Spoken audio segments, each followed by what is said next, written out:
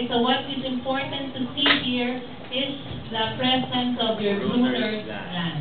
Okay? So, class, pag pinakitaan kayo niyan, identify the organ. Stomach, your face. Mr. Magaja, ano yan?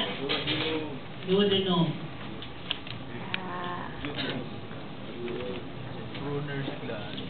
What is the next segment of the small intestine? Jejunum. After the duodenum. Jejunum. Jejunum. Jejunum. Ha? Ano yun? Jonathan, ano yun? Jujubel. May request ka na naman. Ang mga request na gagawin nyo ngayon, ano ha? Kanta lang, okay? Sino ba yun? So this one is your jejunum.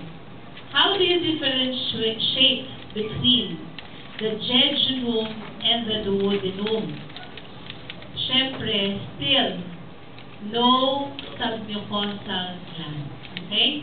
So this is still, the lining epithelium is simple columnar with goblet cells.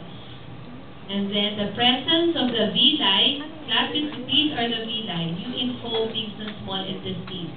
These are only present in the three segments of your small intestine, namely the duodenum, jejunum, and ileum. So meron silang villi.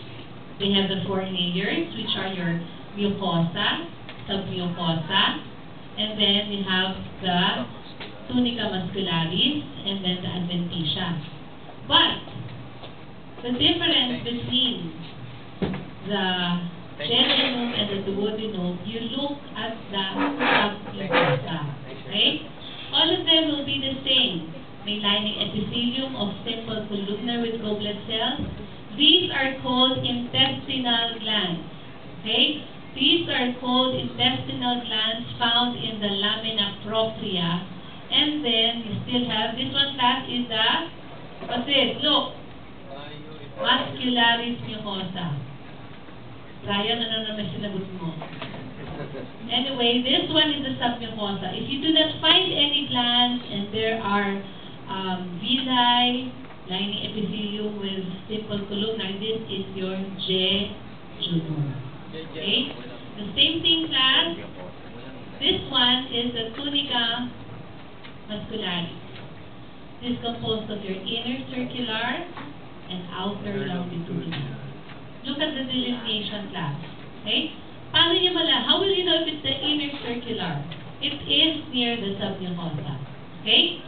And then this one is your outer longitudinal because this one is very near the tunica adventitia. Did you get that? Yes. That's the same then, inner. Please note the mnemonics I call inner circular, outer longitudinal. Okay? Bibilisan ko kayo magpo-focus on your